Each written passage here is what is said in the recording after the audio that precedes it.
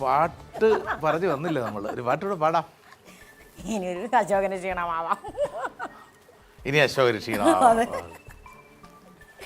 ദിലീപ് പാടൂലേ? പാട്ടല്ലാതെ വേറെ ആക്ടിവിറ്റീസും ഉണ്ട്. മിമിക്രിയൊക്കെ ഈ പറഞ്ഞ പോലെ ഞാൻ പറഞ്ഞില്ലേ, ഒരു എനിക്ക് തോന്നുന്നു ഒരു നാടൻ പാട്ട് പാടുന്ന നാടൻ പാട്ട് എനിക്ക് തോന്നുന്നു ആ ശബ്ദം കേട്ടാൽ എല്ലാവർക്കും അറിയാം. രശ്മി എന്ന് പറഞ്ഞിട്ട് ഒരു ഗായിക. ആ പാട്ടൊന്ന് പാടിയ രശ്മിയുടെ ശബ്ദം. ഇനി വരുന്നൊരു തലമുറയ്ക്ക് ഇവിടെ വാസം സാധ്യമോ? ഇനി വരുന്നൊരു തലമുറയ്ക്ക് ഇവിടെ വാസം സാധ്യമോ? മലിനമായ ജലാശയം, അതിൽ മലിനമായൊരു ഭൂമിയും. ഇനി വരുന്നൊരു തലമുറയ്ക്ക് ഇവിടെ വാസം സാധ്യമോ? ഇവിടെ വാസം സാധ്യമോ? മിമിക്രി രശ്മിയുടെ മാത്രമേ അനുകരിക്കാറുള്ളൂ? അല്ല, ഗായികമാരുടെ ഇഷ്ടം പോലെ ഉണ്ട്. ഈ വിൽക്കലാമേള എങ്ങനെയാണ് സംഗതി? വിൽക്കലാമേള ഈ പറഞ്ഞതുപോലെ ഞാൻ പറഞ്ഞില്ല, അച്ഛൻ റിട്ടയർ ആയപ്പോഴത്തേക്ക് ഇതുപോലെ ഞങ്ങൾ 2 മണിക്കൂർ 1.5 മണിക്കൂറാണ് ഞങ്ങൾ ചെയ്യുന്നത്. കണ്ണകിയുടെ കഥയാണ് പറയുന്നത്. അപ്പോൾ അച്ഛൻ തന്നെ മ്യൂസിക്കും ഡയറക്ഷനും അതിൽ പാട്ട് പാടുന്നുണ്ടോ? അതൊരു വേറൊരു ട്യൂണാണല്ലേ? അതൊരു കഥാപ്രസംഗം കുന്നത്ത് കൊന്നയും പൂത്ത പോലെ, വയനാടൻ മഞ്ഞൾ മുറിച്ച പോലെ. കുന്നത്ത് കുന്നയും പൂത്ത പോലെ, വയനാടൻ മഞ്ഞൾ മുറിച്ച പോലെ. ഈ ഭക്തയാണല്ലേ? അതെ. എന്തേനു? അല്ല ഞാൻ ചോദിച്ചത് എന്തേനും. അയ്യോ, അത് പൂർത്തിയാക്കാൻ എന്തേനു എന്ന് പറയുന്നതിൻ്റെ ഒരു കോമഡി എന്തറിയോ?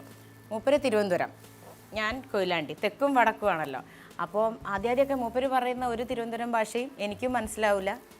കൊയിലാണ്ടി ഭാഷ മൂപ്പർക്ക് മനസ്സിലാവാത്തതുകൊണ്ടാണ് ഞങ്ങൾ 18 വർഷം വലിയ കുഴപ്പമില്ലാണ്ട് അങ്ങ് തട്ടിയും പോകുന്നത്. അപ്പം ഞാൻ ഈ മോൻ ജനിച്ച പടിനെ ഞാൻ അല്ല, രണ്ടുപേർക്കും ഒരേ ഭാഷ, ഒരേ നാട്ടുകാരായിരുന്നെങ്കിൽ ഒരേ ഭാഷയിലാണ് സംസാരിച്ചിരുന്നെങ്കിൽ ഇപ്പം അടിയൊക്കെ ആയിട്ടുണ്ട്. അടിയല്ല, ആദ്യത്തെ 6 വർഷം ഭർത്താവ് പറയുന്നത് ഭാര്യ കേൾക്കും, അടുത്ത 6 വർഷം ഭാര്യ പറയുന്നത് ഭർത്താവ് കേൾക്കും, പിന്നെയുള്ള 6 വർഷം നിങ്ങൾ രണ്ടുപേരും പറയുന്നത് നാട്ടുകാർ കേൾക്കും.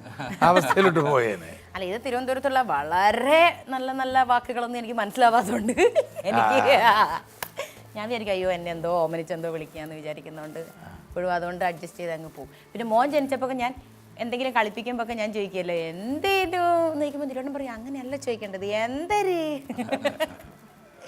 അയ്യോ, എൻ്റെ പാട്ട് എനിക്ക് മുഴുവൻ പാടാൻ പറ്റില്ല. ഒറ്റ മിനിറ്റ് ഞാൻ ഒന്ന് പാടി നോക്കട്ടെ.